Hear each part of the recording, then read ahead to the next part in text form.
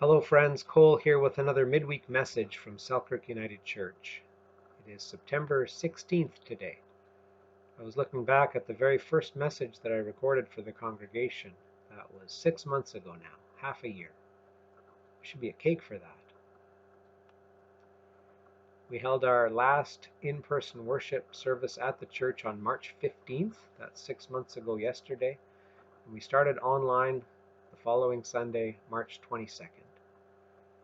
So we've been at this for half a year already, hard to believe. But we're still here. We're still being the church, even though it's happening in different ways. Sometimes that has been exciting and rewarding. Other times it's been challenging and even disappointing. But we're doing the best we can under the circumstances. And I, for one, am finding that people still need the church, and people are finding ways to be the church for one another. And that continues to be very gratifying to witness and to be part of. It's not easy for many people.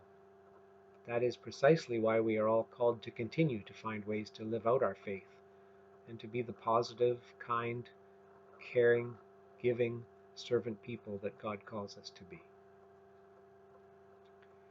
If we choose to focus on the positive, which I am still very committed to doing, we'll find that there's a lot to be positive about and thankful for, in spite of the pandemic, and in spite of natural disasters, floods and fire and hurricanes and typhoons, and in spite of politics and divisions and injustices, both individual and systemic.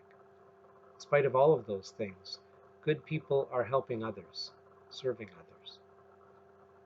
Someone said the other day that it's important to be able to turn to our faith during times like this, and I agree with that, although it might depend on what you mean by the word faith. I saw a terrible, terrible advertisement the other day. I think it was an American channel, I'm not sure, but it was for some kind of lottery. And at the end, the announcer said something like, "Come on, have a little faith." Faith in the lottery. I've seen that same ad about 3 or 4 times now, and every time I feel like throwing something at the TV. But I don't. I have faith in something else, something much better than the lottery. Faith in God, that's part of it.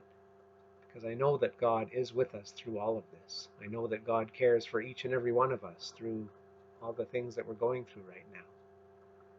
But I also have faith in good people to continue to be good people, to continue to find ways to serve God and serve others, and try to shine their light into the places where it is most needed and for the people who most need it.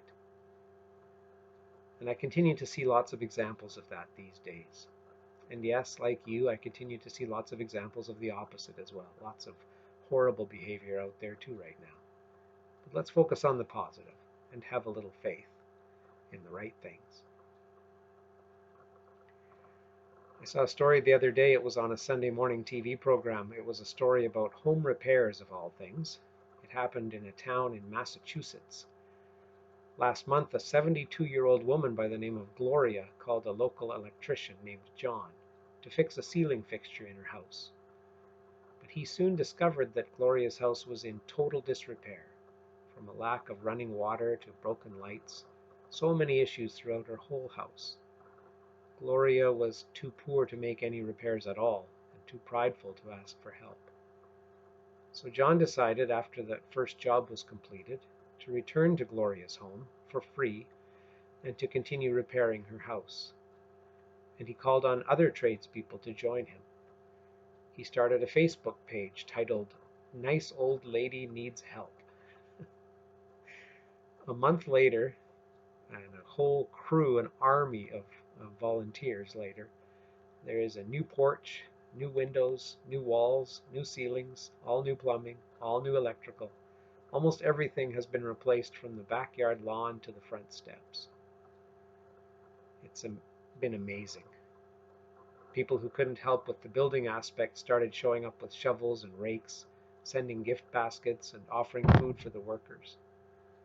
Gloria, with a huge smile on her face in the interview, said, "Look at these people. I can't even comprehend the gratitude that I have."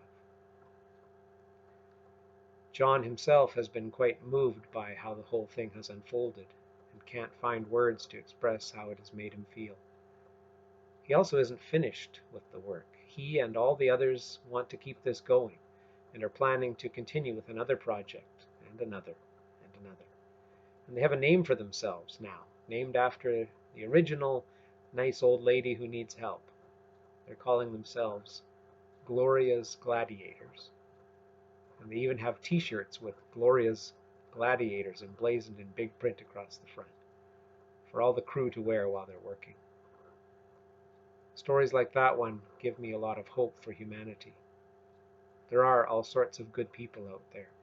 We can easily forget that when we're watching the news or even when we're just sitting alone by ourselves, isolated or quarantined, out of touch with what's going on around us every day.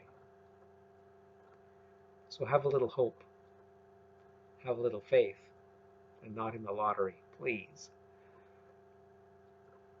I want to end by quoting minister and author Victoria Safford, who writes this about hope.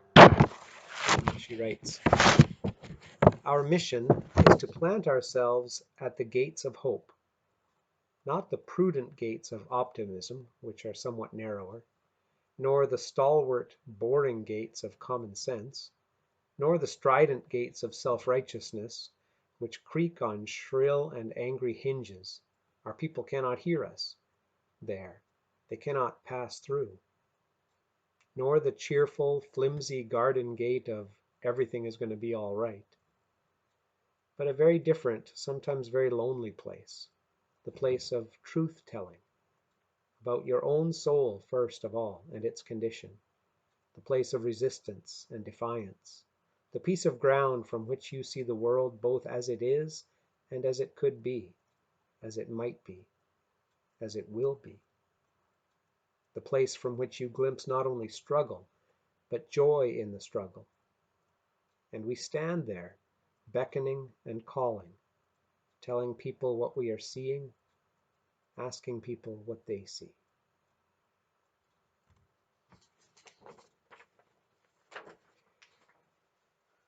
That's from Victoria Safford. I want to encourage you today to stay hopeful, stay strong in your faith and in your own sense of hopefulness for the world.